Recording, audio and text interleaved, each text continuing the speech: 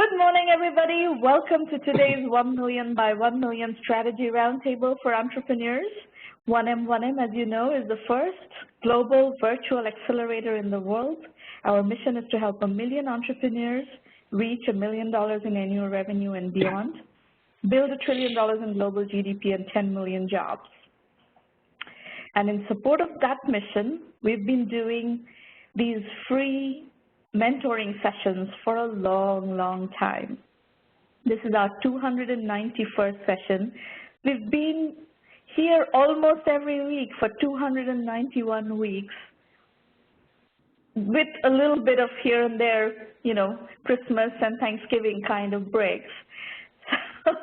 So you can imagine this has been going on for a long time, and a lot of entrepreneurs have been congregating here, and we've had the privilege of working with many of you in many different parts of the world, and we are very grateful for that.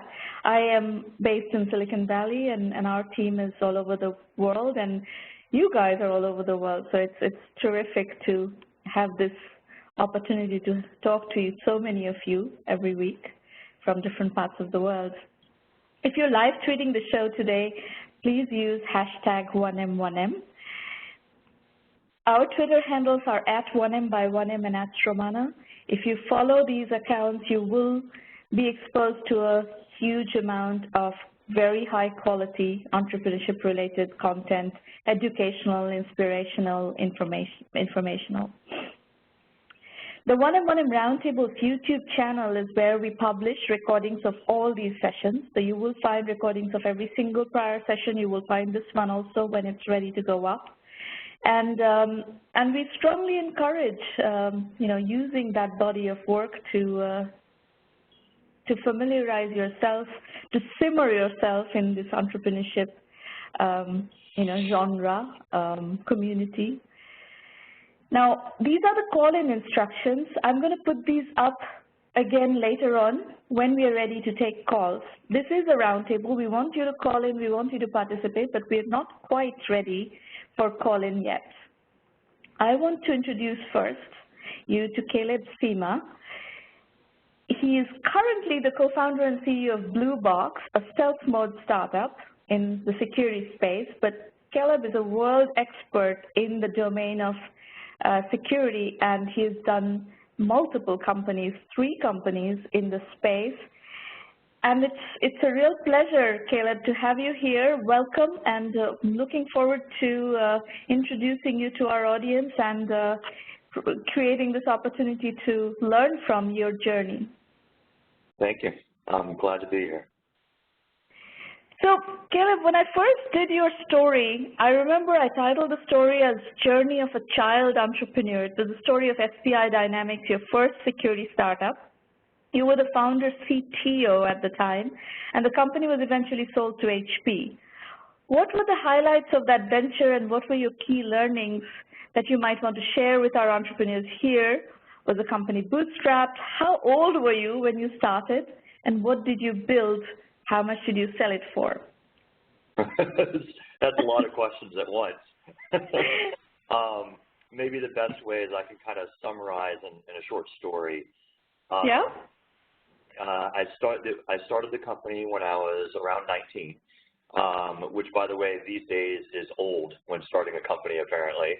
But at the time, it was. But these 19-year-olds today are not starting security companies. There's a big difference in starting a social media thing or an app versus starting a security company. That is very true. But, so to give you short background is, I've been in security and interested in the security field ever since I was like 12 or 13. And so I've been working quite a bit. So when I started the company, the sort of premise that started is I was working at another company called ISS, and my job was called pen testing. So I was like 17 or so at the time that I was doing this, and my job was basically to break into companies and how to figure out how to do that. And so I found out that there was an area in web applications and websites at the time, web was just starting to become big, that I could break into any company like in less than an hour or two by doing this. And so I wanted to create a product that showed people how to do this so that they could identify those holes and then fix them. And so I started SPY and got that to grow, and basically the premise of it was to build a product that automated everything that I did as a hacker. So I took everything in the software product, automated it, go and pointed at it. And that grew to be quite a large company, well, maybe medium-sized in terms of this, but we were a little over 170-something employees, targeting at around $30 million in revenue at the time of our acquisition. It was bootstrapped, so there were this is the thing about SPY, is that we were starting a new market in security, which is nobody knew that you could break into companies and websites, and so it was a very evangelistic company and sell. Right, exactly. And so we had to go and really create a market. So there was about 3 years where, here are the highlights of this. One of our employees had to pay our electricity bill for 2 months because we couldn't pay the bill. One of my co-founders was doing a high-pressure washing business to help donate to our income in order to keep us going. We had 6 employees at the time that were all part-time because they all had full-time jobs, helping to contribute and build the thing. Our first sales guy was a tech recruiter who was doing it in his part-time, doing dial-by-dollars. And so there was a bunch of really rough times there. But we raised only a little bit of money, and we were able to make it through. And then obviously the market caught on, our message caught on, we grew quite rapidly, and then ended up with the acquisition of HP in around 2007 timeframe. And of course, you know, there's a lot that I can say about that experience, but I think some of the key highlights is that when I was doing this, obviously, the thing that really kept me going through the hard times was that I believed in what I did, and I loved what I did.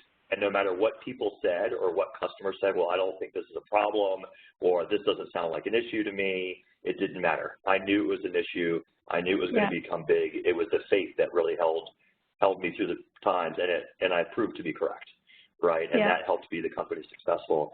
And that really helped. The second thing is in enterprise and kind of starting an evangelistic sale, and the techniques and the methods and the patience you have to have, again, kind of going a little back to the first part, in order to make that happen. And third, I actually sometimes wonder if I should have kept going with that company as opposed to made the call to sell it to HP. There's sometimes where I regret that. I think we could have gone a lot bigger. A lot bigger, yeah. The problem still exists, right? It's a known category now. It's a message that works. Yeah. It's still one of the hottest categories, actually, in the enterprise security industry. So how long did you stay at HP after you had to get acquired or decided to get acquired? So I stayed there for around 3 years. My job at HP was actually extremely interesting. We were actually the first security company, well, sort of the first security company to really get acquired by HP. And this was a time that in HP software, not just HP hardware, because there's really 2 separate divisions. Yeah. And my job was, how do you build a security enterprise portfolio inside of HP? What is our security strategy? So I was kind of in charge of tell us what companies to acquire and why. And so I built a deck to really start going through some of the acquisitions that HP ended up doing, which was acquiring companies like Fortify, which is very well known in enterprise security, and ArcSight, which is also one that's very well known in security, and how to build a security pillar inside of HP software to focus on the security, enterprise security industry. So I built a lot of the decks. I sat across the table from a lot of the M&A decisions and discussions and strategies and why, and looked at a lot of the competitors, and it was a very fascinating experience working with a lot of smart people, but unfortunately I am not one to continue inside of a large company for very long, so. So you left, and your second security startup was Armorize, and it was acquired by Proofpoint within a year for $25 million. What happened? What did you build that resulted in such a swift exit, and what was the company about? Was it also bootstrapped? What was the story of Armorize? Yeah, so Armorize actually was a very small technology shop based out of Taipei. So it existed before a year. So there was technology that we had inside of Armorize, and the technology that we had inside of Armorize was based off of malware analysis. So one of the cool things about Armorize is that we had this tech, and inside of Armorize, based in Taipei, we had a lot of attacks from China to Taiwan. There's a lot of back and forth. And we got to see a lot of very, very cool malware that no one else got to see before it was deployed against the rest of the world. So we built this tech that is, basically emulated a pristine environment that malware wants. So think of it this way. If you want to catch a burglar, what you do is you target the burglar by having a fantastic looking home, make sure all the windows are open, all the doors are unlocked, nobody's ever at home, go post posters everywhere around the neighborhood to say, hey, this house is open and you can go here and has lots of expensive stuff. We effectively made the exact same thing in technology, which is let's create an environment that's extremely enticing for hackers. And then what we would do is we would scan the web and we would open up that up to all these guys, and everybody would come and would capture all the techniques and attacks that they made against websites, and got a huge amounts of great information along with the technology that we use to execute this stuff. And so when we started going out this year or that year and marketing it, we started closing some pretty big deals like VeriSign, a lot of huge multi-million-dollar deals very quickly because of the technology. And of course, Proofpoint found the technology to be extremely enticing and was able to pick the company up quite quickly. So it was a great story, great experience. I think as in terms of bootstrap, when we say bootstrapped, I kind of think of very small VC funding, like probably less than 5. And yes, it was in that case. And so the Taiwan company, though, did you invest or did you buy the company? No, I was the CEO. I was the CEO. You were the CEO. Involvement was, they had a very small team with a very cool tech, and I've been chatting with them during HP previously just because I knew them during my, and so I talked to them, took in as the CEO role, took the tech. They had no marketing, no real sales, went ahead, built that out, started getting customers, and built out the sales pipeline for them. All right. And closed deals. So then after Armorize, the acquisition of Armorize, you did not go to work for Proofpoint, right? I did not, no. Instead, you went to do an EIR stint at Andreessen Horowitz. What was that experience like? What did you get out of it? This is a question, actually, I think in a lot of minds is what does a good EIR scenario look like? So here's the thing. I think in most EIRs or entrepreneur in residences is that it is kind of a temporary holding spot for entrepreneurs who have exited their companies and they're looking to build the next thing. I took it as a learning experience. So the great thing is when I became the EIR, which I was actually the first EIR at Andreessen Horowitz, Andreessen Horowitz was a very small VC firm at the time, and I was always connected with them because I know Ben Horowitz really well, and they were like, when I first started hanging around the office, there were maybe like 7, 8 people at max, and in fact, they were being made fun of by the Silicon Valley people for being a tech company trying to be a VC firm at that time.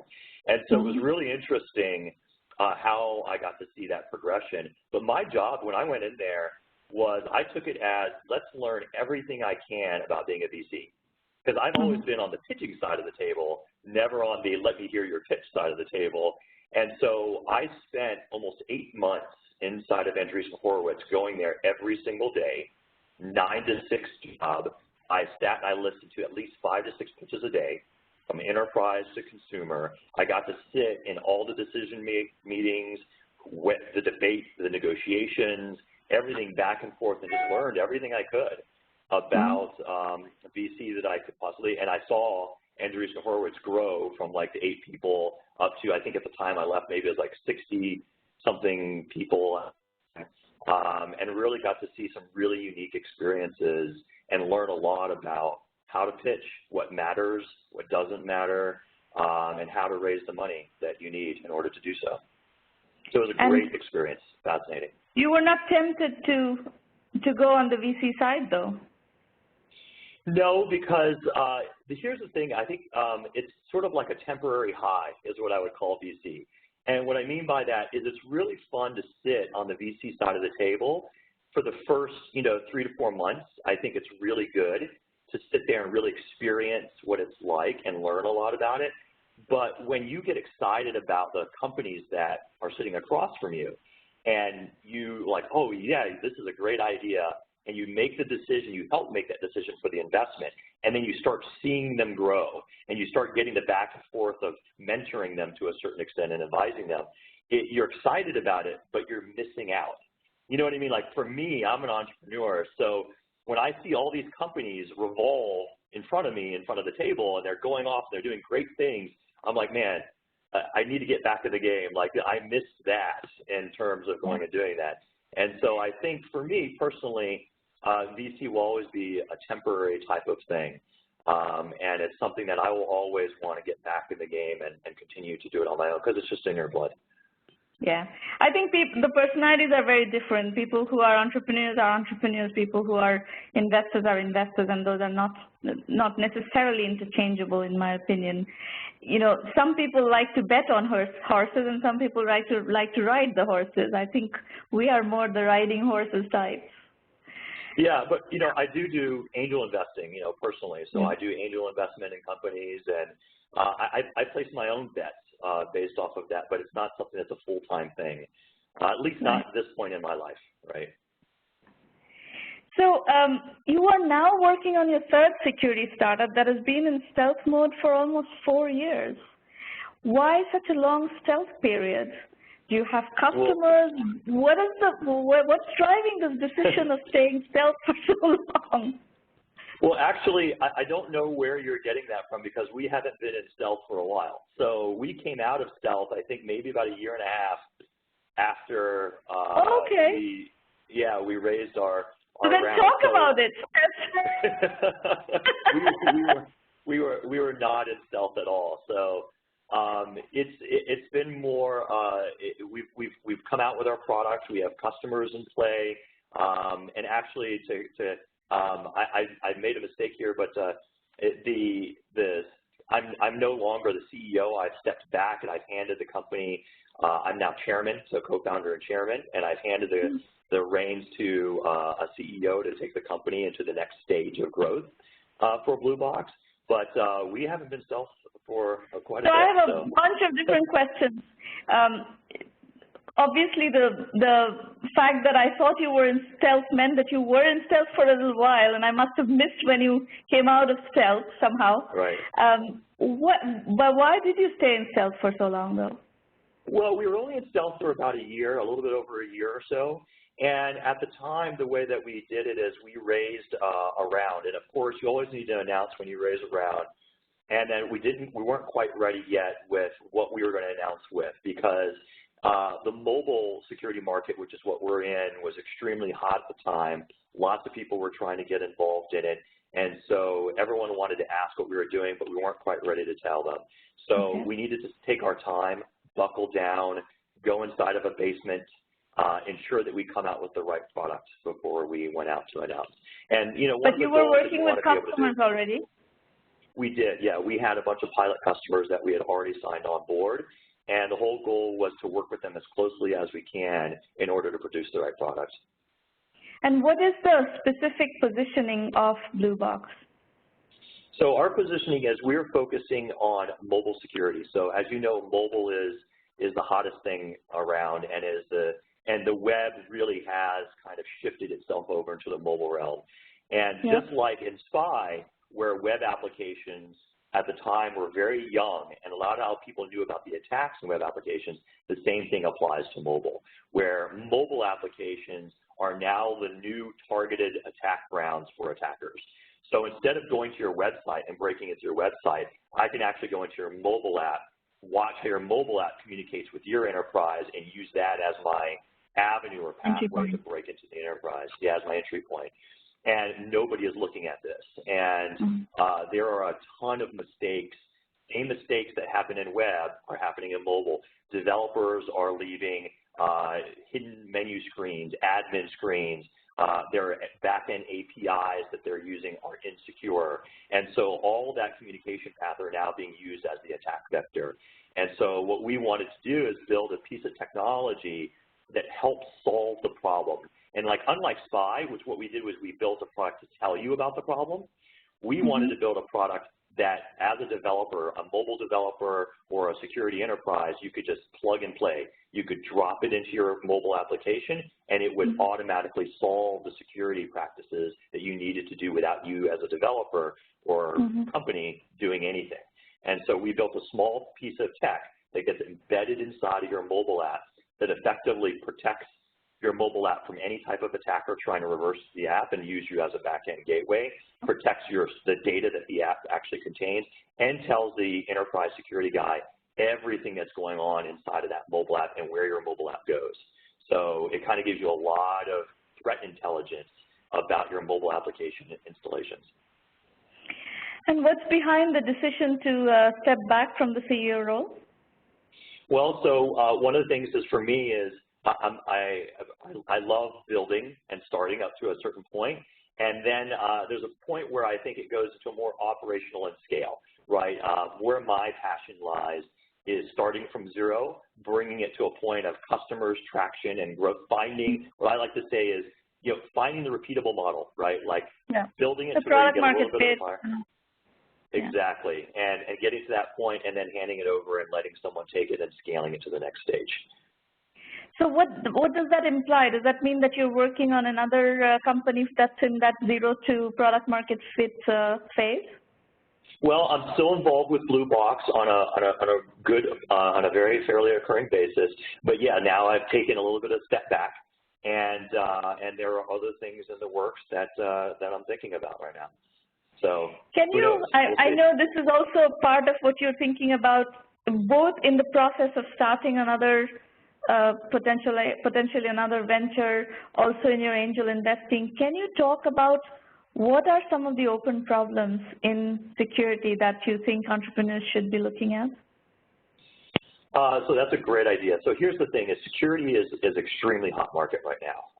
It's always hot. Security is one ever being a hot category. It's never cooled down. So the thing about the security market is. It moves very, very fast, and there's always some newest and greatest threat, right? That's what everybody is pitching these days, is here's the newest threat, here's the newest cool technology in order to help solve that threat. And I think what's starting to happen is because there's a lot of fluff coming into the security industry, when you really look at how companies get hacked today, it really goes down to fundamental basics that's still just not being done well. So if I were to tell entrepreneurs who want to invest in it or start something in the security industry, really focus on fundamental basic building blocks of security that are being done today, just being forgotten about or not being done well enough. It's not about let's build the next greatest AI security analysis, big data, feed for getting security data to your enterprise. Forget all of that. Forget the new tech. Forget the newest, coolest, way of identifying data and threats. Look more towards basic building blocks. And what I mean by that is, does my enterprise even know where all my assets are? Does my enterprise even today patch things regularly and on time? And if they don't, why? Right? Patch management. This is something that's been around security industry with many different companies doing this forever, but it's forgotten about, right? Because everybody focuses on new cool tech. And I think that you need to look at identity, look at all the core basics of security that are their absolute big needs that are just being done in a mediocre and forgotten ways, and just make it a little bit better and do it so that the enterprise can take advantage of it. I think that's what they really need. The enterprise really needs to go back to focus on its basics and just do those in a much better way. That's the only way that then taking advantage of cool new tech is going to help them. So in your angel investing, do you only invest in enterprise security? I only have one exception, but most 99% of the angel investments I've done have all been security-focused businesses. Obviously, but enterprise security, or do you also do mid-market stuff? I also do mid-market as well. Can you talk a bit about mid-market? Because we are seeing, one of my thesis is that mid-market, not just in security, in every domain actually of software, cloud services is a good opportunity, and a lot of people are working on this. Small enterprise, small business-focused solutions and so forth. And security in particular in the mid-market and especially in small businesses is really, really sorry state. So that seems to me to be a big open opportunity. It is. There's going to be, the thing about security is, here's what's difficult about security for mid-market or small, is that, and this, by the way, applies to enterprise as well, but security effectively, if it's done right, should be invisible, right? You should never know about security as a consumer. You should never know about it even as a small business. It should be something that is just done, right? Yeah. Great security is you getting what you need accomplished and doing it effectively, and security is just transparent and visible in the background. You never have to worry about it. It doesn't get in your way. You don't interact with it. It should just be done very well. And so when you look at medium-sized or small, medium-sized businesses especially, is that you can't just take enterprise security tech and apply it here, because enterprise security tech has been very well known to be in your face, gets in the way, difficult to manage. And so what you've got to do is you've got to find the right tech that fits in with what the small, medium business needs to do, but effectively makes it invisible. And so I think the difference is that when we start seeing technologies, which we're starting to see, that apply to these guys in that way, so it's not like, let me give you a security product for the sake of being a security product, but let's say I might help you secure your chat communication channels, right? All the chat communication channels that you as a small, medium business use, I'm going to give you something that helps you secure that invisibly. Then it starts becoming an adoption inside of that business, but until it becomes a non-security sale, do you know what I mean? It's going to be tough to really sell to those guys effectively. Yeah. All right. Well, you're going to stay for the mentoring a bit, yes? I am, yes.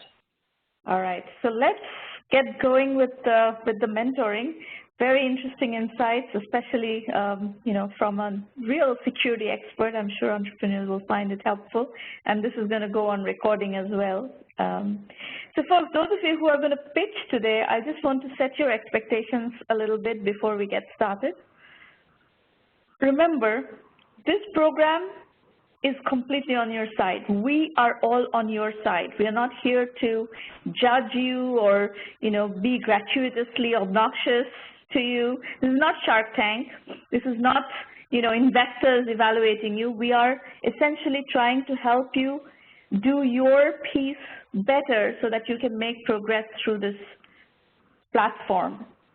So especially if you're a first-time entrepreneur, we know that you're climbing an immense learning curve, and we are just trying to accelerate that process and help you along in that process. So please feel safe. Do not be defensive. That way you're not going to be able to get the most out of this session. Listen. You may disagree with our feedbacks. Don't feel bad about it. It is your business after all. You can take the feedback, you can take the advice, you can discard the advice. It's really up to you. I will say one thing, that not all businesses can raise money, not all businesses should raise money, and raising money doesn't guarantee success. So don't be obsessed with raising money. Out of the gate, your first order of business is not raising money. It is to achieve product market fit, ideally without raising money if you can. If you need money in that process, you have to figure out, we have to figure out how to get you there. But if you can achieve product market fit without raising money, you're in a much, much stronger position as an entrepreneur. And if you're not pitching, please do participate. Participate in the public chat, and then I will open up the line eventually so you can ask questions through the phone as well. So this is the working session. Let's get to work. Hua Wang from Washington, D.C. is our first presenter. Go ahead, Hua. Yes, hello. I'm Hua Wang, and you can reach me through the social media contacts here. Next slide. I am very excited to be here to share with you my idea. I'm the co-founder of SmartBridge, and SmartBridge is an online platform that connects businesses with top health and life science experts on a freelance basis for project-based work. Next slide. So my management team, we are a team that is deeply passionate about healthcare. I was a former healthcare strategy consultant and lawyer, and my co-founders are physicians at Johns Hopkins, and they have many contacts in the industry. Next slide. The business model. Our value proposition on the business side is that we aim to democratize health and life science expertise so small and medium-sized businesses can have the same access to the top-tier talent that large enterprises and global corporations have. We are offering specialized health and life science expertise on demand at a high quality and at a price that delivers good value. We offer the consultants on our site kind of a fun and flexible, meaningful work, and we pay them starting at $100 an hour and up to $5,000 a day. And we take care of the non-glamorous back-end processes of managing contracts, invoices, liability, and conflict of interest issues. We went through the I-Corp program, kind of the lean startup methodology, and we did over 100 customer development interviews. And from those interviews, we realized there's a lot of potential markets out there. These small and medium-sized insurance companies would love to have an objective physician kind of review claims and kind of say which ones should be denied. Healthcare investment funds, large funds have full-time staff of physicians to review ideas, but the small and medium-sized funds don't have the money for that. Lobbying and consulting firms are always trying to craft language that's kind of the language of medicine. They want credibility of experts. Even large corporations we talk to, they have freelance needs for very specialized, technical, hard-to-find talent. Next slide. The market opportunity. So the U.S. market spend in the past year for health and life science consulting is about $6 billion, and it's growing at 12.2%. And it seems on both sides, about 36% of employers cannot find the talent they need, and then 37% of employees feel unfulfilled in their work and want something else to do. And another survey said about 59% of clients will use a lot more consulting services in firms who only have the prices. Next slide. So for small projects, you could go to our website, it's smartbridgegroup.com. And then it's free to post projects, and we have an algorithm that can kind of match you with selected candidates. Because funnel interviews, it seems people don't want to look at a lot of people and kind of flow through all these candidates. They want recommendations for the best ones. And we manage the contracts and deliverables. Next slide. For larger projects, we have live person to kind of manage the process since we think the algorithm might not always be correct. It's nice to have a human touch to it. Next slide. So for quality, we are really focused on top-tier talent. We vet all the consultants on our platform. We do background checks. We check the resumes. We do references if it's needed. We do phone interviews if it's needed. And we're kind of using the data to kind of make better assignments and better projects. Next slide. So why companies would choose to use us? So I used to work on global firms, so I kind of understand how the structure works. And they usually bring in large teams. They always try to upsell you, and they're very expensive. So by stripping away the inefficiencies, we can offer up to 70% reduction in cost with the same or better people and outcomes as the traditional consulting firms. And we can place talent kind of in a matter of a few days as opposed to weeks or months. And we kind of see a lot of potential in the online talent platform. There's been a trend of the lower end, kind of the TaskRabbit, running errands, customer service, IT, it's slowly moving towards the high-end market. Next slide. The competition. So there are a couple of online talent platforms out there, some focus on MBAs, lawyers, whatnot, and no one is really focused on the health and life science space on a large scale. And we hope to be the market leader in the space. Thank you for your time. So what are your questions?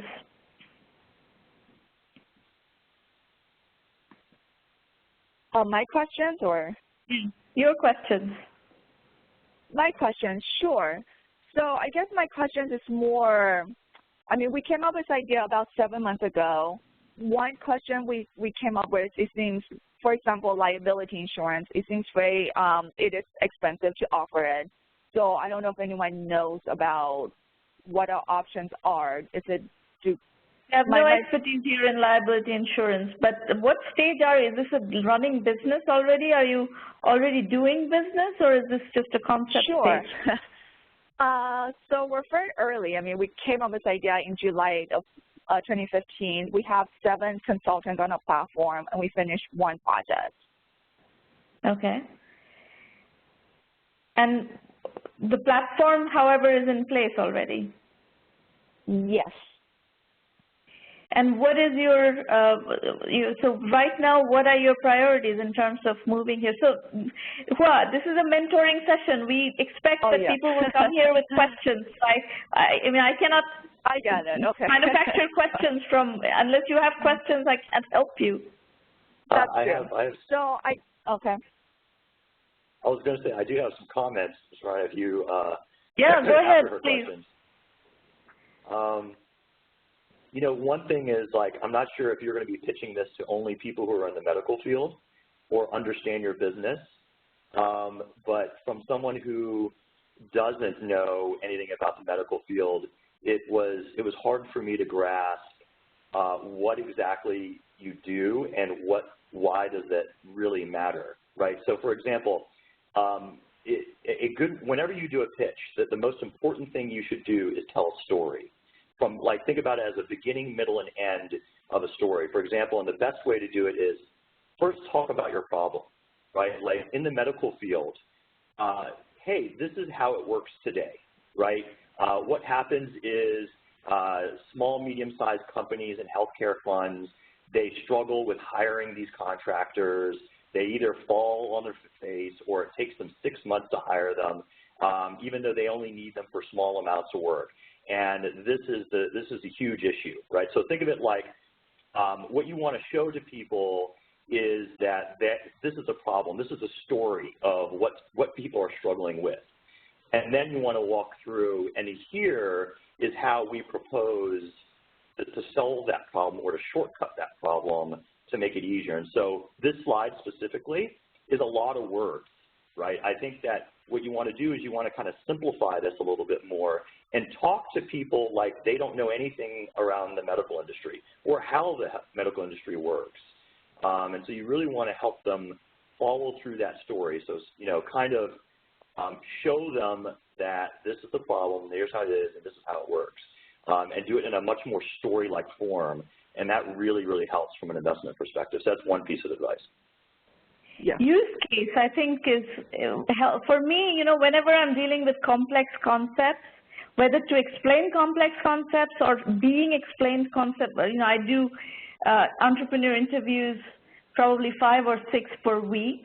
I always ask people to use cases to explain concepts. So in this case, what Caleb is saying is exactly right, is that, you know, we are not in the middle of the workflow of what an insurance company does. So what are the scenarios, what are the use cases in which insurance companies hire these kinds of consultants? What do they pay for those consultants? How do they hire those consultants? And what are you going to do to change that game?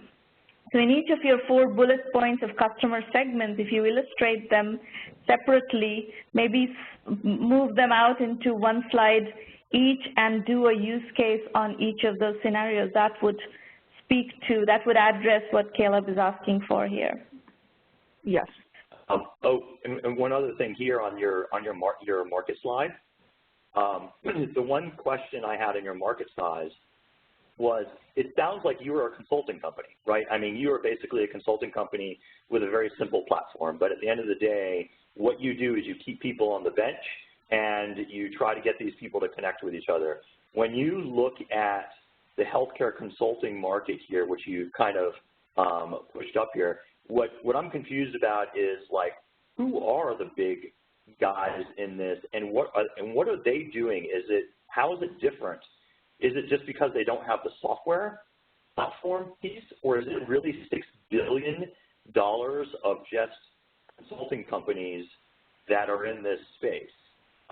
Because I find it, again, to be a little devil's advocate, if I'm sitting on the VC side, is I find it very hard to believe that if there's $6 billion in healthcare consulting, these guys don't have software platforms already that kind of help connect these guys together. So is that true or not? Well, I think to me, the $6 billion number reads like it includes all the healthcare IT projects and everything. All the projects that Accenture, KPMG, or everybody does, and that's totally not your domain. You're working on a small sliver of the $6 billion. So I think if you talk about total available market size analysis, I would suggest you do a bottom-up analysis and not work with this top-down. This top-down is kind of meaningless. From an investor point of view, this top-down number is completely meaningless. Exactly, that's correct, yeah. And what I do is I question you, right? You really know your market and where you place, or that's where I come from. So I agree with you 100%. Bottom up would be great. All right. Well, I think we've given you some perspective on what we saw here. Of course, there's a lot of things that you still need to figure out. The go-to-market strategy is missing from this, and so forth. So as you go along, I'm sure you'll start putting those blocks in place. Good luck with your journey. We're going to thank you for the presentation. We're going to move to Ashley Cribb from Wilmington, North Carolina. Hello, everybody. My name is Ashley Cribb, and I started a company named Lighthouse Labs. I'm a recent graduate of the University of North Carolina, Wilmington, and I actually work there too. You can go to the next slide. Of course, there's my contact information and website and everything. Next slide, please. My thing is that I am a type 2 diabetic. 7 years ago, I was nearly 400 pounds, and now I'm about 240. So as I was trying to learn how to change my life, I tried to, I found out, I was like, okay, I have to go to the grocery store, and I have to look at nutritional information of everything that I buy. Most people who do not know about the diabetics, anything that we digest, we have to think about that, think about food 24/7. So what can we do to alleviate this problem? Most type 2 diabetics or pre-diabetics, they have to think about food constantly. So my idea, or my concept is take a grocery app through your phones, through your smartphone, and incorporate artificial intelligence with AI, actually the open source, free concept and everything, where you can actually do entities and constructs to actually speak your grocery list, and it actually understands you and actually creates your grocery list for you. One of the things about apps, and I think Caleb can actually attest to this, is the fact that you're doing an electronic version of the same thing. So a lot of times when you're typing something, people don't use mobile apps because, quite frankly, it takes more time to actually do an app or type in something for a grocery list than to actually be able to just do it. or just write a list down. So this is trying to incorporate artificial intelligence and everything to actually create so grocery list. Yes. I'm going to repeat what we suggested earlier, is that it's kind of mumbo-jumbo for me to listen to you saying that you're going to do an app with artificial intelligence, cloud-based services, location-based services for type 2 diabetics. It doesn't mean anything to me. It doesn't say anything to me. So what I want to see, what I want to hear explained is, what is the use case? What does the user experience look like? What can I do? What can you as a type 2 diabetic do that you wouldn't be able to do without all these things underneath? Yeah, go ahead, Caleb. I was going to say, you were on a good path, because you're talking about your problem and you have struggles figuring out where to get the food and what and you were going really well, but then you got all caught up in the tech. And it's just like, finish it, right? Like, okay, well, I get that. Tell me what the solution is, right? Not how the solution works. Tell me the solution. Right. The solution is basically you do not have to think about the food, because the app will think for you. It actually is a kind of like, I think of it as a virtual diabetic educator. So it knows that you're diabetic. You actually put in your blood glucose levels or your A1C. So it actually knows these things and filters your list. When you go to the grocery store, you actually don't have to go to the grocery store and actually find those things. It automatically filters it out for you. So you don't have to go in and search for all of the nutritional information for all the foods, because it actually filters it out for you. Based on your, yes, go ahead. My second comment, just listening to you, is this is a very crowded category. There are a lot of diabetes apps on the App Store. So what is the competitive positioning here? The competitive is that you actually are building in the AI portion of it. So you are training the app for its artificial intelligence, so that it knows that you're a diabetic, and then it will filter your grocery list based on what that you can have. Let me ask you. Have you looked at all the apps out there? Yes, I understand there's a lot of apps, but they're not apps that incorporate AI and actually be able to do a grocery list. And then when you go to the grocery store, to be honest, when you go to the grocery store, I have to go in and, like you said, look at all the nutritional information, all your carbs, all your sugars. There are 38 types of sugars when you go to the grocery store as a diabetic. So you have to know about these things. And when you become a diabetic, or when you've been diagnosed as a diabetic, you don't know these things. You have to go and you have to have the training course. You have to go in and learn how to eat, or how to actually look for foods. You have to get with a dietitian and actually learn how to go shopping. You have to relearn how to go shopping. So Ashley, I still stick to my question. Have you gone through all the apps there? This is one of the most crowded categories in healthcare IT. I understand. Have you gone through all these apps? You're making this blanket statement that nobody uses AI. What have you done in terms by way of comparative analysis? I have gone to all of the app stores between the Google App Store, Google Play and the Apple App Store. I know there's numerous apps out there for diabetics, but mostly when you log in, you actually create your logs and do everything. So this is trying to incorporate those things, so you take that out of it. It actually logs it for you. Yes, sir. Yes, Caleb. Are you a technology guy?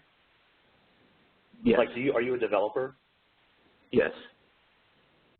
So when you look at AI, right? So AI is kind of a very cloudy term, right? Right.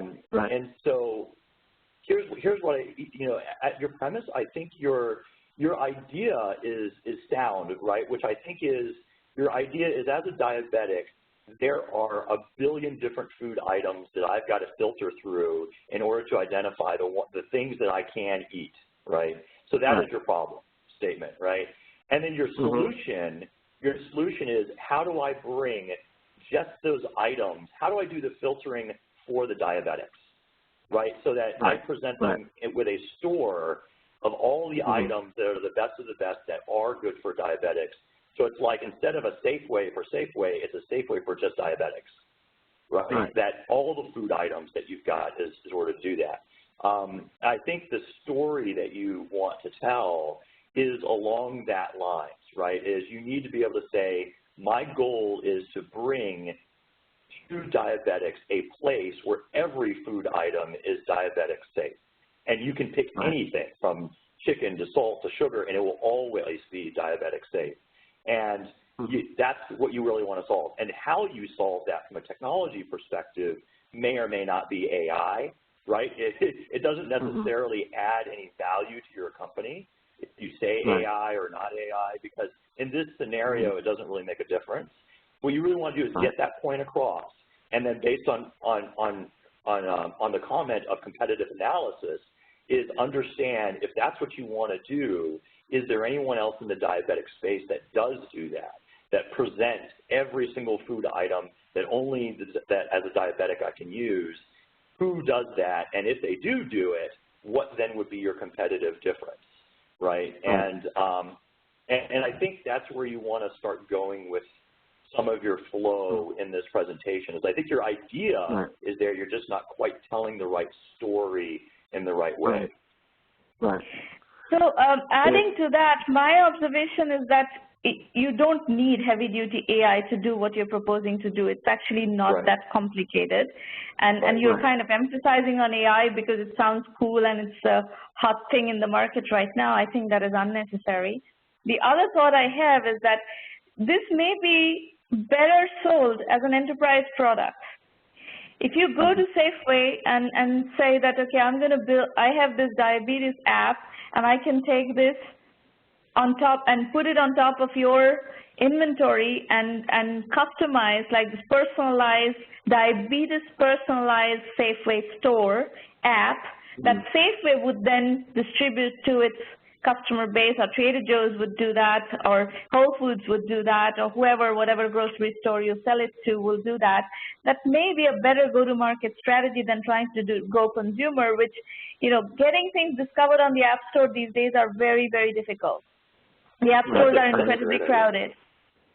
That's a great idea. To be honest, Caleb and Fernando, I'm getting to the beta as far as going to there. I'm kind of like an alpha right now, and then basically that's one of the things that I'm going to be doing is actually going to the grocery stores and actually selling it as that way of being able to market to your customers better, and actually knowing kind of like you can actually do marketing or as far as advertisement, and quite honestly, you would be able to get to the individual person, because then you would say, okay, well, you can't sell, cream puffs to diabetic, but if you knew that what kind of things that they could actually have, then you can advertise specifically to that person on this particular platform. So go talk to these grocery stores companies, and that would be your enterprise customers, and figure out how to do enterprise deals and meet their requirements. I think if you do this without talking to the grocery stores, you will not know exactly what they're looking for. Don't build products without touching customers and immersing yourselves in customers. Right now, you're asking how is the funding market looking? For what you are proposing, the stage at which you are, there is no funding. You have to go first, validate this. This thing, you have a concept. At the moment, all you have is a concept that needs to be validated.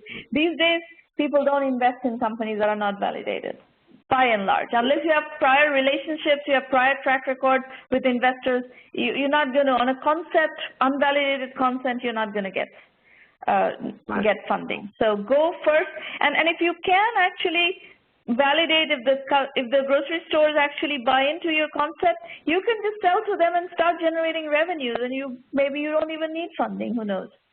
Or at least by the time you need funding, you will be in a much more solid state. Well, thank you. And you're in a great position to do that because you're a developer. So the developer is the most expensive part. And all you've got to do is you can write the algorithm, right, to take the nutrition label and do your comparison of those flows, and that's your engine. And since you're the most expensive part of most companies, you're good to go. You just have to prove it. That's right. That's right. All right, Ashley, good luck. Thank you for your presentation.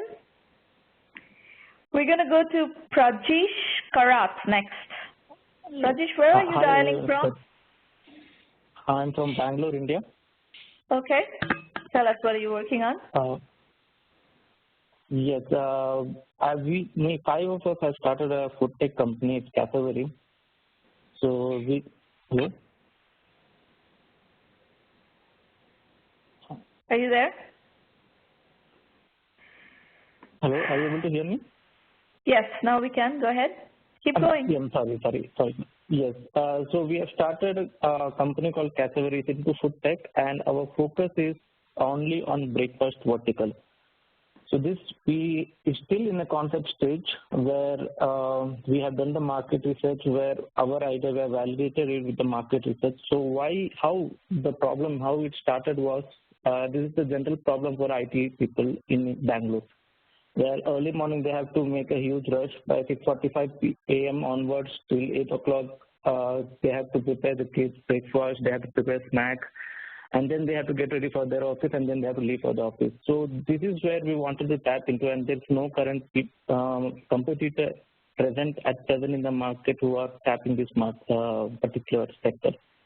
So when we went to the people, when we interviewed this around 70 to 100 people, most of them say the same issue, that they don't have time to prepare breakfast. It's not that they don't want breakfast, they don't have time for prepare breakfast. So there's a Kellogg study which shows that around 27% skip breakfast just because they don't have time for having breakfast.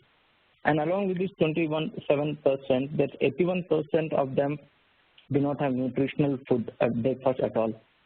So here's where we come in picture, where we say, we give you the breakfast facility, where we give you the breakfast, we'll deliver breakfast at your doorstep. So it's at your own convenience. So you decide the time, at what time you want us to deliver the food, and we'll deliver it at that particular time. So it's all a pre-order delivery system. It's not an on-the-go delivery system.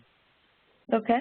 So this is how we have planned to start off with. So, and to make it clear that we are still in concept stage, we have not started it.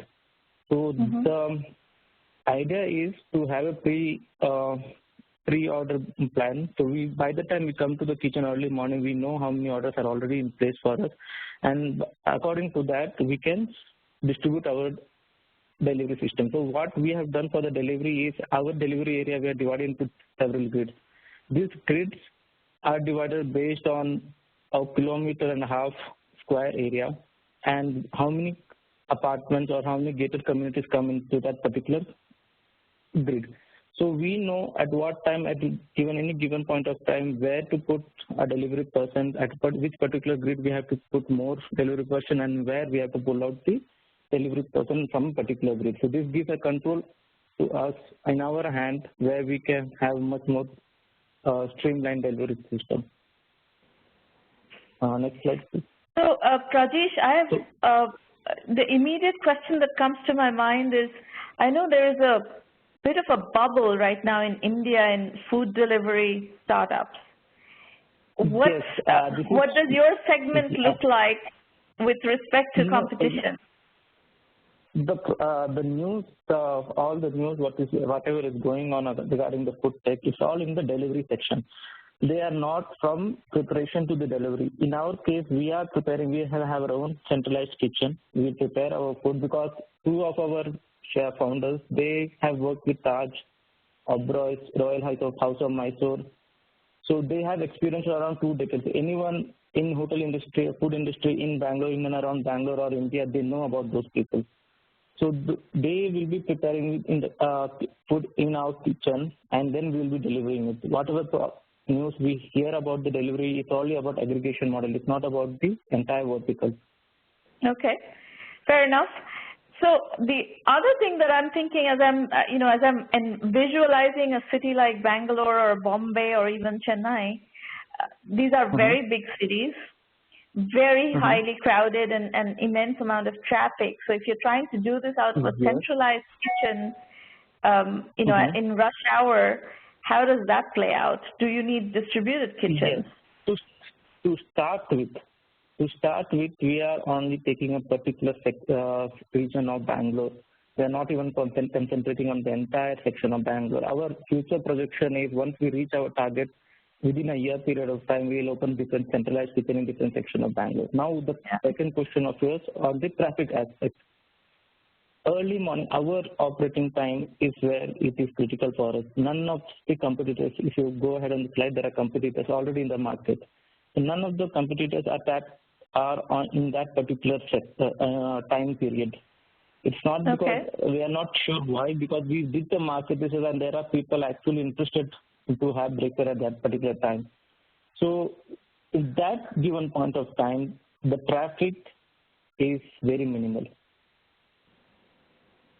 So the way I would do this is I would, you know, find an area that has a lot of big apartment complexes and just put a kitchen close to that and market to maybe 10 apartment complexes. That probably gives you a good 1,000, 2,000 units to service and just pilot it. That's our idea. So that's our idea to start with. So we have started. We are planning to start at a location which is considered as the most populated area in Bangalore, and which has the population which comes out of from Bangalore, not the traditional Bangalore crowd. So they are currently looking for items or breakfast menu which is not typical South Indian food. And the reason why we are saying this in confidence is because we have interviewed around 150 to 200 people, and most of them agree to what we were actually planning to sell. Yeah, I know. I'm listening to you, and I'm kind of understanding the logistics and everything, but you know, intuitively for me, I wouldn't need something like this. I eat cereals and fruits for breakfast, so what are you going to deliver for me? Hello? I didn't get you. And this is true about a lot of people, especially these days. People are getting very health conscious. They don't eat, you know, a lot of fatty stuff and blah, blah, blah. People maybe eat yogurt and fruits, or it's... Yes, this is not... So for this, there are different varieties. Now, what we have done is that we have divided into 5 sections. One is Indian, South Indian, continental, health, continental, and breakfast on the go. Now, the question to you, answer to your question was you don't have time to actually sit and eat for breakfast. So for on that cases, for on those customers, because when we interviewed, there was a section around 55% of them where they said we don't actually have time to even sit and eat breakfast. We forget about the preparation. We don't have time to sit and have breakfast. Prajeet, the point you're making is I don't have time to sit and eat breakfast. But that is not a question of preparation. You know, if I do have the time to sit and eat breakfast, I'm just pouring myself. I take a bowl out of the kitchen cabinet, I pour some cereal, throw some blueberry, pour some milk, and I have breakfast. Yeah, that's the point we have not actually thought of. Thanks to bringing it up. Right, so I think that you need to consider what people eat for breakfast. If they actually pop 2 slices of bread into a toaster and they have toast and jam, or toast and butter, toast and cheese, and they make a tea or coffee. This is, you know, this is kind of my breakfast routine. Is those kinds of things. I don't have elaborate breakfast, so I'm not sure what I would order if I were using your service, and I have to believe that this is true about a lot of people's breakfast habits. Yeah. So Caleb, what do you think? When we went to the interview, what we did was that we showed them what we're about to offer, and what our plan was to how to put the pricing to that. So what our idea was, along with the questionnaire, we gave them what we are offering, and we wanted them to gauge what the price points they would be comfortable to take this order. So whenever around 50, 60, around 80 to 100 people, whoever we met, they knew this section, okay, yeah, we want this, we want that. But there were few with whom we actually didn't bother looking. The one who were talking about that they will prefer bread and breakfast, so we didn't focus much on them. So this is something which we will work upon, Shamana. You have to figure out what percentage of the population acts like me as opposed to having elaborate breakfast meals. Caleb, what do you think? Sima. So, you know, like, here's the thing is I could probably comment a lot on this if this was going to be something that you're going to do in the U.S., right? Because I know the market, I would know the problems. I don't understand the market in India, nor whether this is be successful or not successful. So the only comments that I'm going to give you are going to be some tactical comments, a little bit about your presentation. The one thing that I've noticed is that there is a lot of text on your presentation. And here's the problem with text, right? As a viewer, my choice is either to start reading all of the text on your slides, at which point I will drown out you talking, right? Because I won't be listening to you talking, I'll be busy reading the text on your slides.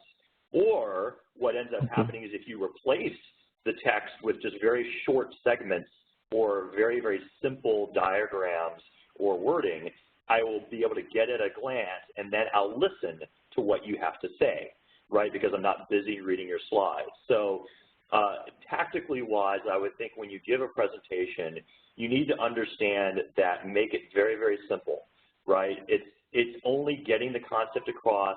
If you have more than 2 or 3 items or points on a slide, it's too much, right? Like you need to limit yourself down.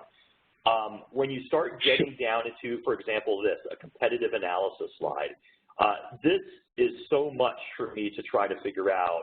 It won't get the point across. You need to get it across very simply, which is the top 2 competitors in this space are here, and the thing that they're missing is this, and here's how much money that me going and getting that's going to give me. So you gotta be very, very simple. Remember, when you pitch or you try to raise money, your goal is just to sell them on the idea and what the problem is and get them to just say, yes, I agree. All the technicalities of a lot of this stuff can then go through later on after you've got them to be sold on it. So you don't need big graphs and big grids until your actual presentation is almost over, right? Like your presentation should be over. It should be less than 10 slides. It's done. And then the questions come up and you bring up slides like this for Q&A, right, as a sort of backup slide. So that's my advice, is tactical advice, because I can't really speak on the breakfast or India market much. Everything that Caleb just told you, hold on, Prajesh, I want to make a point here. Everybody in the room and everybody listening to the recording should pay attention to that, because this is a problem we see over and over again, is that you guys come here and present and you don't really know how to do slide presentations. You put, pages and pages of text, and the slides therefore become completely useless because we are just ignoring the slides and we're trying to decipher what is it that you're doing out of, just what you're saying. Because it's not productive for me to, this is our 291st session. It's not productive for me to tell you every session how to build slides. You should learn how to build slides. There's plenty of material out there. Just Google how to develop good slide presentations and learn how to do slide presentations. Every time we see this problem. And here's the thing is that is going to be your slide can absolutely be the question whether you raise money or not. It is all about the story you tell and how memorable it is. So you spending the time to do what you said, is go and Google and read about it, is worth its weight in gold. That can be the difference between you and a competitor raising capital, is how good do you present it? How good do you tell the story? That is everything. All right, Prajesh, good luck. Do more due diligence on, as I said, the way I would do it from a pilot point of view is I would go to a particular area of Bangalore and set it up and start piloting it. But that does not preclude the question that I asked you about how many people actually are looking for breakfast delivery. That will drive your total available market and so forth, and may have a big impact on how big a market you would actually get to serve. Number two is a pretty good question. Sorry? Oh, I was going to say number two, depending on your time, but number two seems like a pretty common question that you hear from startups as well. And I'm not sure if you wanted to address that or not. Or... Well, you know, the main point that you have to, first and foremost, this is a very lengthy question. We have a full module in the 1M curriculum addressing this question, and this comes up too much. I don't want to spend time on this question right now. It really depends on what stage are you going out to raise money and what have you done, how much validation do you have, how much traction do you have. All those determine how much equity you're going to be giving out or what kind of valuations you'll be getting. So this is a very lengthy, we have a whole, you know, I think more than an hour's worth of lecture modules on this topic alone. So I'm going to skip this question for now. Thank you, Pradesh, for your presentation. Rajiv Bandari, are you on the call? Yeah, Shamna, can you hear me? Yes. Hello. Go ahead. Can you hear me? Yes, go ahead. Yeah. Hi, good evening. First of all, from Delhi. I'm from New Delhi. Okay. Shamna, this is our Go Himalayan, is the Himalayan-focused travel marketplace that we have already built. And the story behind this is that you know, we were actually building a small cottage for ourselves in the Kullu Valley. I'm sure you would know. And from there there are a whole lot of us and our friends and everyone who want to travel to this region, but most of the information in this region is very scattered. You do not have a platform where you can get information, and there are hundreds and thousands of vendors all across, not only in India but also abroad, who do Himalayas. First of all, Himalayas need not be sold. Everyone in the world knows about the Himalayas. So while we were doing our stuff and building our cottage, we decided that, you know, when we were coming across our friends, we thought this is something which we can look at because there is no one platform which can actually bring in the demand as well as the supply side onto a single platform which answers various questions of these travelers. And Himalayas being all outdoors, and it has variety of stay options, and the point is that we need not sell it, we need not tell anyone in the world what Himalayas is and where it is. So we started to think about it, and we thought that we would venture into this. Just to tell you, we are not from this industry at all, and we are not two young entrepreneurs. I have had my, you know, almost 20 years in media, and this is my first entrepreneurship, you know, stint, and I'm trying to unlearn more than actually learning right now. So bear with me in case I go wrong somewhere. So what we are saying is our customers are, you know, Himalayan travelers across age groups who are looking for unique stay options, credible tours and treks. There are, as I said, the demand side is huge, but you know, credibility is a question mark. People do not know whom to go to. They usually depend upon their friends or maybe colleagues to find the vendors. And from the supply side, the area is vast. We are talking of India, 12 states of India. We are talking of Nepal. We are talking of Bhutan and Tibet. Right now, we are excluding Pakistan, the Hindu Kush area of Pakistan right now, purposely. But this area is huge. So we and total till last year, the total visitors were about 75 million including in the entire area. And some of this area is not even open to tourism. For example, Bhutan has certain limitation on number of tourists, so they are increasing it every year, you know, by a certain percentage. So what is the 75 million number, Rajiv? Yeah, this is a 75 million recorded number given by IBEF. This is what is the number? $75 million or 75 million tourists a year? No, 75 million visitors. 75 million visitors a year? Yes. It's pretty big. Okay. Yeah. So, and the opportunities that we are looking at, definitely it has a lot of interest within domestic and foreign travelers. As I said before, the information is very scattered. It is unavailable actually at times. For example, if I were to tell you that if you were to climb onto Mount Everest from the Indian side, you would not get the right map also. You know, so there is somebody who is working on this map with TCS so that we can have more climbers from the Indian side than from the Nepal side. So you have better maps on the Nepal side than on the Indian side. So these are very small information which might not. Yeah. So what we are doing is that now an average traveler would not know about all these things. They would not know who is the guy. So we are trying to have them on this platform so that, you know, people don't have to struggle for this information. So and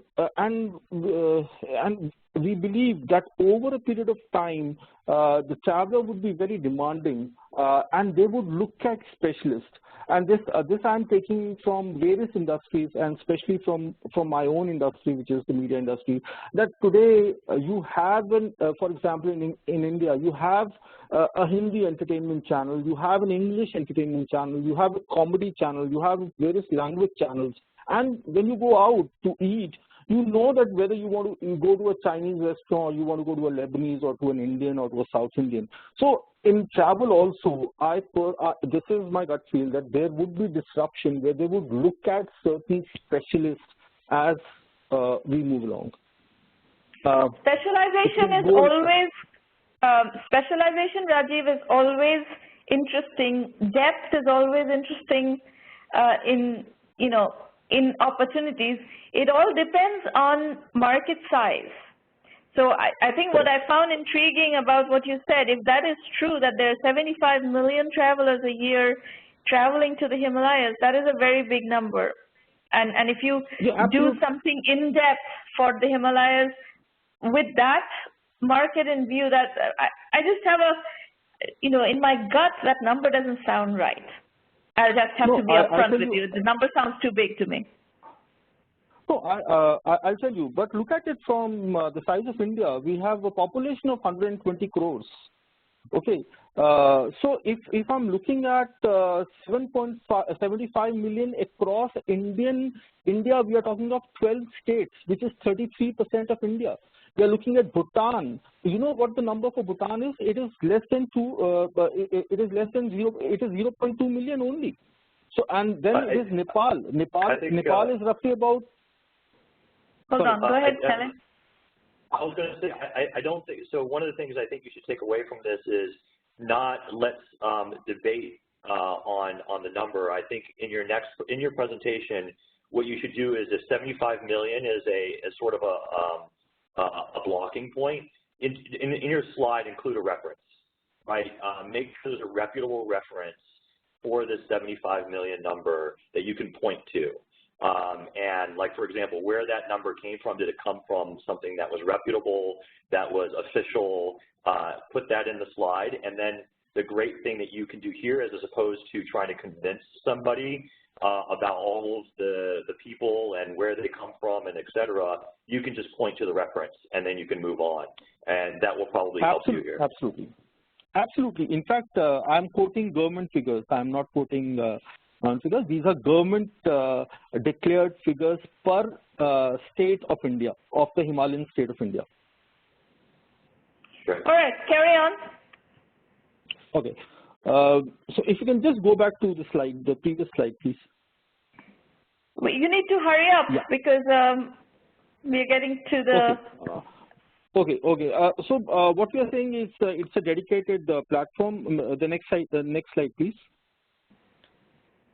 We have already launched the beta version. We sold about approximately 110 accommodations are there with us.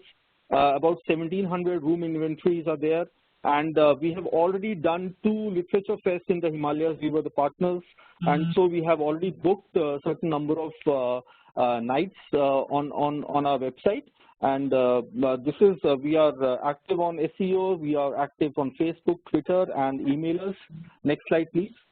And what is your current revenue run rate? What is the monthly revenue run rate? Okay, a monthly run rate post our launch due to we had not spent too much of money. We get about 15 to 20 nights in a week right now. But last what is the dollar last number? Give me the dollar number. Okay, so we have booked roughly about that is the next slide. Can you just go to the next slide, please? Sure. Yeah, we have booked about 250 room nights, averaging $76 per night, with an average margin of 15%. In 2 months, 2.5 months, post our launch in April. That was the season. That was a summer season. So again, the way to present this is, what is your monthly revenue run rate? The common number that investors look for, or anybody who's trying to follow your presentation is looking for, is a monthly revenue run rate and how that revenue is growing. Yeah, see, I can give that. Okay, I will note that down. I will put that in my deck. This is I will put that in my deck. And so let me. I get your questions. I'll answer your questions quickly. In the remaining time, there are many strategies for getting online visitors. One of them that I did not see on your slides is Google AdWords. It's one of the most precise ways of getting online visitors for this kind of a venture, and it's expensive though. It can be expensive. I haven't done the research on the specific keywords related to the Himalayas and so forth. You should do the keyword analysis to see what is the Google AdWords competitive situation, what is the Google AdWords bidding price and so forth, and see if you can afford it. But that is the most direct way for the travel genre. That is one of the most direct ways to get customers, leads. And fundraising strategy, again, this very long conversation. If you choose to work with 1 million by 1 million, you will have all that, at least the basics of that you can learn from the curriculum itself, and then we'll work with you to get you to the specifics. But you're going to need to validate more. There are 2 things investors are going to look for that you have to establish in your story, which is this going to be a very large company? Is the market opportunity very large? And this is why I was poking at your 75 million number. And 2, is this going to be something a business that will grow super fast? Because you need to get from 0 to $100 million in 5-6 years. That is the kind of business investors are looking to fund. Can you deliver on those requirements? That's the story that you're going to tell. So far, we've already given you, both Caleb and I have given you feedback on where we are missing and where we are not able to get with that. So you have to show really fast MRR numbers so that people can see evidence that this thing is growing super fast. And so we have, I was just going to say that it seems like to me that you're not in a place to raise funding. In fact, I question why you'd even want to. This seems very niche, which is great.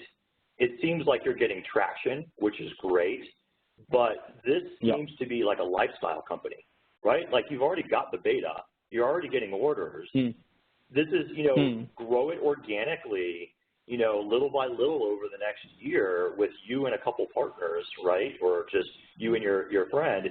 And it seems to me like this can be something that can make you a lot of money without you having to spend that much time. And if it does get to a bigger state, right, if the market pans out and you start getting overloaded with the amount of revenue that's coming in, and you need money to build better technology or get sales guys out there or something along those lines, then start looking at raising capital. But it looks to me like you could just run this thing with very, you and another guy for the next year or two and probably make a lot of extra income, right? Like, I don't think this is like a raise a bunch of capital and make a big splash. I mean, this seems to be what Caleb is saying is very much a philosophy that you should all take into account, is that entrepreneurship does not equal financing. Entrepreneurship equals customers, revenues, and profits. You've heard me say this over and over again. It's perfectly all right to build businesses that do not have any financing, that is a bootstrap business, you're self-financing, you own the company, or either you own the company 100%, you own it with a partner maybe or two partners, that's fine, but it's okay to build these companies that are, profitable, self-sustaining businesses. The thing that is going to determine whether your company even warrants consideration as far as financing is concerned are those two things: total available market size and growth rate, which is why I zeroed in on questioning you on your 75 million number. So those are the pieces that you should ponder and consider as you go along and build the business. But meanwhile, just keep building the business. There's nothing stopping you from making money, and that's the greatest thing you can get to. Right. All right. Good luck, Rajiv. Folks, I'm going to spend just a few minutes explaining to you how to use 1 million by 1 million for those of you who are considering doing your entrepreneurial journey with us. And before I get into that, I want to request you one thing. If you like what we are doing here, please refer serious entrepreneurs into 1M1M. It's building a company is not an overnight thing. It is really a marathon, not a sprint. And we want to work with people who are serious about really traveling that journey, not fly-by-night people who want to do a few things for 3 months and then go away because they don't have the sustaining power to do a real entrepreneurial journey. We're really looking for entrepreneurs to work with who can do the long-haul work. So everything in terms of resources is at 1mby1m.com. You will find a terrific blog, very intense, lots of learning. If you just follow the blog, you'll learn a lot on a daily basis.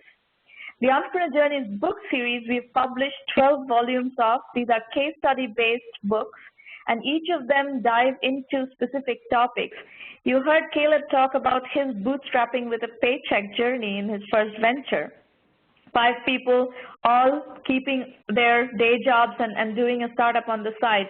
This is a story that rings true for a lot of entrepreneurs. A lot of ventures have been started in this mode, and we have a book that addresses that methodology of bootstrapping with a paycheck with a lot of case studies and nuances. Similarly, whichever of these topics on which we have a Entrepreneur Journeys book that you want to double click down on, it's a very fast, easy, and cheap way to get into the methodology of the program. You can also go to the website. You'll find tons of information, tons of videos, tons of content. These roundtables happen every week. You can continue to use these roundtables, come to these roundtables. You'll draw support, you'll draw inspiration, you'll draw learning from these sessions. So following these is a good way to enhance your learning. Go to the free public roundtable page and register to pitch or to attend. We also have a premium program which offers extensive methodology guidance. We have an intense curriculum which will, for sure, if you spend 100 hours on this curriculum, we can guarantee you that your perspective is going to change. Today you're making decisions with a certain set of knowledge. The minute you invest the energy to get this curriculum under your belt, your decision-making process is going to get far more sophisticated. Because we have been doing this for more than 5 years now, using this curriculum, and we have enhanced the curriculum every month, we know that the curriculum works to bring you to a much more sophisticated level of knowledge. We also offer you help with business development, introductions to customers, potential channel partners. this kind of strategy consulting that you're seeing here, more intense, more sophisticated versions of these kinds of sessions happen in our private roundtables. That's part of the premium program. So the combination of the curriculum and the consulting that you get in these kinds of sessions in the premium program helps you move forward. So that is how we impart knowledge to you. One of my favorite jokes is that we are working on a chip that will take all the knowledge that is in my head, all the knowledge in the heads of all the people, over 700 successful entrepreneurs who have been, contributing to building this knowledge base here, and all the video lectures, all the interviews, everything, we can put it all on a chip, and that just implant the chip into your head, and you are going to become as knowledgeable as all of us combined immediately. But that chip is probably going to take us another 30, 40, 50 years to build. We are nowhere close to delivering on this product yet. So in the event that we do not have this chip product ready, you're going to have to study. So we offer you the material to study with, we offer you the training platform, and then you're going to have to do your work to use it and educate yourself. We also help you with financing, and we have a lot of clout in the media, so we do help you get your word out. The $1 Million Club, you can look at on our website. It's a platform, it's a set of case studies of successful 1M entrepreneurs, and there are many more who are not on there. We also have an ROI analysis of the 1M program. To get the kind of value we offer here in the open market, you're going to be spending $375,000 plus 5 to 10% of equity. We only charge you $1,000 annual membership fee. So it's an incredibly high value program. The philosophy of the program is to democratize entrepreneurship education and incubation. So it's there's a reason why we are doing it at this price point and at this scale, is because we want a very large number of entrepreneurs out there, millions of entrepreneurs out there, to become sophisticated entrepreneurs, and thus, help you become successful and make sure that you do not die in the vine. We have the saying, infant entrepreneur mortality. Today, infant entrepreneur mortality is very high. We want to check that and reduce that, and that's why we are doing this program. So anyway, dig around on the website. It's a rich and highly informative website. All the FAQs are offered as videos and text messages, and you can decide whether this program is what you want to join and use for your purpose. The curriculum is taught in video lectures and case studies. We've had over 700 successful entrepreneurs participate in the case study program, and we have captured their journeys, their lessons from the trenches, their advice, etc. So you get to stand on the shoulders of a lot of experienced people here. Our methodology is lean, capital-efficient, bootstrap startups. You don't have to raise money, but if you do want to raise money, you still have to do a bootstrapping phase, which is an essential piece of fundraising today in today's market. So please understand that and set your expectations accordingly. That's pretty much it. We will let you use all our media channels, social media channels, everything to get your word out there. If you're building a program somewhere, any part of the world, you're welcome to partner with us. We are very flexible in partnering. We have well-crafted programs for partnering. Upcoming free roundtables every week in February, Thursday mornings, 8 a.m. Pacific. If you're still in the ideation stage and if you're working on an emerging market, Vision India 2020 may be a book from where you can draw ideas. I basically publish 45 of my billion-dollar business ideas, and they are kind of draw from the Indian context, but it applies to Latin America, it applies to Africa, Southeast Asia, everything. Incubator in a Box is our platform that we use to work with corporations, governments, and so forth to run their incubation programs. We have several partners in this mode. That's pretty much it. We are actually out of time. Unfortunately, we do not have a lot of time for Q&A today. So I'm going to have to ask you to, to hold your questions for next time. I know there's been quite a bit of Q&A here in the public chat already, and I see you guys have interacted somewhat. but we do not really, we try to close the session at 9:30 a.m. and let everybody get back to work. So I don't want to keep you, and I have a meeting shortly. So we're going to close the session today. Hold your questions, come back next session, and we will continue tackling those questions. Meanwhile, let me also introduce you to Irina Patterson. If you have questions about the program, please feel free to email her, irina@1m-by-1m.com. And Caleb, thank you very much for participating today and staying through the program, mentoring the entrepreneurs. We look forward to continue working with you, and thank you for inspiring our entrepreneurs today. Great, I enjoyed it. Bye-bye. Take care, everybody. Good luck with making progress through the week. We'll see you next week. Bye.